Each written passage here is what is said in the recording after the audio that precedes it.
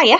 So I thought I would make a video about my cover photo, because when it said choose a cover photo when I was signing up, I thought, ooh, I will use the list, perfect.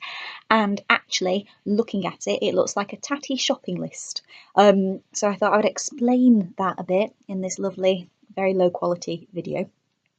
So this list is the one you see in the cover photo. And basically, after graduating, I acted in everything I could. I made theatre with friends, I worked with other theatre companies, I wrote plays, that was exciting, I stage managed plays, that was stressful, and I acted and acted and acted, and I really, really enjoyed it, but it didn't really get me anywhere. It got me experience, and that is always valuable, but I decided I wanted to do this professionally, and it wasn't actually making me a living. I mean, that's the dream, but it wasn't getting me anywhere. I was still working most of the time in my day job, not acting, so it wasn't working. It was fun, but it wasn't working. So I moved home back to tiny Diggle, and I tried to think of what to do next. And in part of this thinking, I met up with my friend David, who was in a similar position, really. I mean, not acting, he doesn't act, but we were both kind of at a loss of what to do next, how to get out of the ruts we were currently in. And we were sat in Starbucks one day. Starbucks has seen me through many stressful times, and we came up with lists, to-do lists, to sort our lives out. So this one is mine. It has changed a lot during the progression of the last year. I can't believe how quickly it's happened. This has happened in a year, but I'm just going to talk you through it because why not? So the first step we've got there is find part-time job, which I suppose is every actor's main to-do. And I did. I found a part-time job in a lovely shop with a lovely team, so that was good. And then the second one is save up with part-time job. Note, my skills are not neat handwriting, and I did save up with my part-time job. Not enough, clearly, or I wouldn't be having to ask for everyone's money, but I did save up enough to step 3, get my headshots and Spotlight. Now, for anyone who is not involved in acting, Spotlight is an online database that has all the CVs and headshots of professional actors. You know, it's like, it's the good one to be on. So I saved up for that membership and got myself onto that, so that's another step towards professional acting, and I got my headshots, and that was quite a big deal for me because I hate having my photo taken, and if I feel uncomfortable I tend to pull faces, and that doesn't look good in your headshot photos that you send to casting agents. So I made myself do that. I paid for them. I sat through them. I smiled when I was told to. Very, very pleased with that. And then came my first side step, if you like, from the list, to get a show reel. Now, when I had my big plan of how I was going to get into professional acting, I didn't even figure in a show reel. And then I invited all these agents to shows to come and see me. I was in a brilliant show this time last year, Zero by Just Talk Theatre. It was brilliant, and it was a massive part, and it was a meaty part. It was fantastic.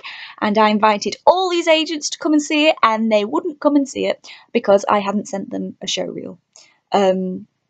So I then got into doing films. I mean, this isn't completely historically accurate, but I got into doing films around the same time, put some films together, put a show reel together with the help of some very, very patient friends of mine, and then I had show reel. And then the next stage, as far as I was concerned, was agent, you know, because the agent leads to the paid acting work, and then I'm made. So what did I do then? I was in another show, I invited more agents, responses were more positive, but at the same time, drama school applications opened.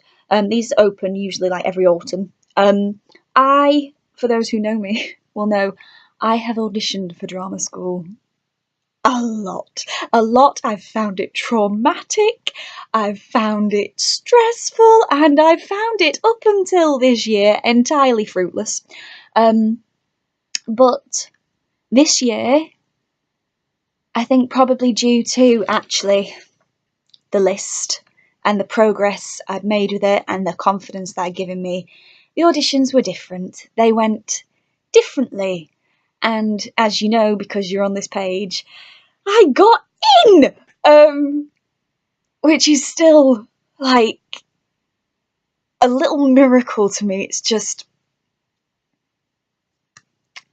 very good. So, I had to cross out this little arrow, which I got to tell you, I didn't like doing. I don't like crossing them out, and also it means my highlighting no longer works in order, which is sad. But I had to add this little post-it to my list, and I love post-its, so that was okay. And that says nothing on my camera, but it says get into drama school, and I've ticked it, which is possibly the best tick I've ever done.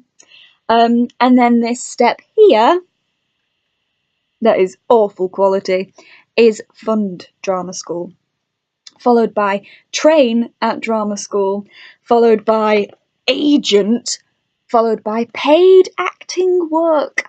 So this list has taken quite a few detours, is tattered, and ooh, stuff on the back. It's tattered. It's a bit scruffy. It's the same thing. It has not gone exactly according to plan, but to be honest, when I wrote it down, it was something to pass the time. It was a little, maybe this can distract me for a day and give me like some sort of ideas to take in that route. And actually, it's in quite literally maybe just over a year, it's got me into one of the best drama schools ever. It's got me onto this next step. It's got me out of the rut I was in for years. Not that many years, but still multiple years. Yeah.